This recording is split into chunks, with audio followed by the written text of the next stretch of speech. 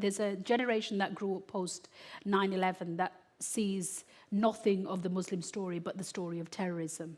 And I remember it well before, when nobody cared what my faith was, and I wasn't a British Muslim. And when you look at, let's look at most recent events, the tragic terrorist attack in Manchester, where the terrorist targeted children. He didn't target Christian children or white children or black children. He targeted children. I have a friend who is a British Muslim who had 3 children there that night. Thankfully, they were not caught up in, and they didn't suffer any injuries. But there were children of all background and people of all background at that concert. My younger sister, anybody who has kids under the age of 12 will say Ariana Grande is a massive hero to kids, and her kids wanted to go to that concert, and she couldn't make it because of work. And I think sometimes in the aftermath, we try and reach for solutions. And one of the reasons why I wrote this book is because we need to find solutions to this in times of peace, not immediately after an attack.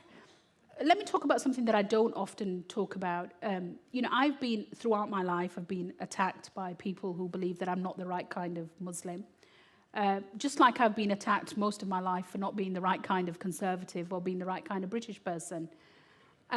Probably the most stark example of it is that about a year ago, me along with about 6 other people were put on an international ISIS kill list, where we are now targets for people who want to kill targets within Britain.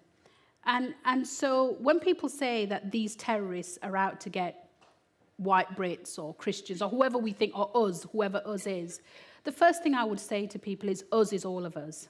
We're all on the receiving end of this vile movement. So for me, the answer has to lie in going back to evidence. What does the evidence? We have to find a way in which we stop these terrorist attacks happening. And we have to find an answer which is from all of us, both from within British Muslim communities and the rest of society. And what I do in this book is I unpick what is terrorism, how does it come about, how is it driven, what have the different forms of terrorism been in the past, say, 100, 200 years.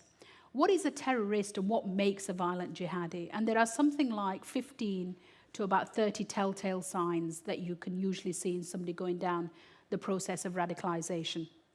Everything from their kind of upbringing, the kind of sites that they cohabit, the people that they hang out with, previous criminality, a drug culture, gang culture, moving around a lot, mental health issues. There are a whole series of things which are usually the telltale signs. In the definition of what we're looking for in a jihadi and government policy, do you know how many of those 15 to 30 we focus on? 1. We say it's all ideology. Ideology is a part of it, but it's not all ideology. And the concern that I have in terms of government decision-making is, if we're genuinely wanting to deal with this, which we are, then we have to go back to seeing what the evidence says.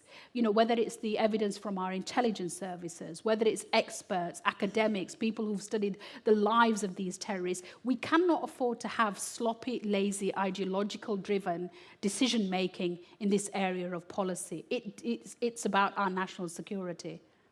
And for that, we need to go back to statistics. We need to go back to the profiles of these individuals.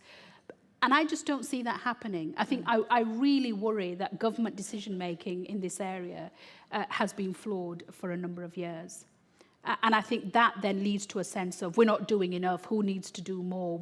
Muslims need to do more. I was born and raised in Dewsbury. I was raised literally a few streets from where Mohammed Sadiq Khan eventually lived, the lead 7/7 suicide bomber.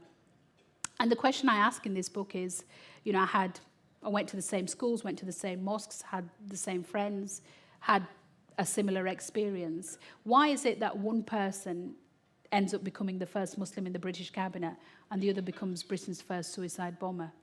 We have to track that and find detailed evidence-based answers to that if we're genuinely going to tackle this.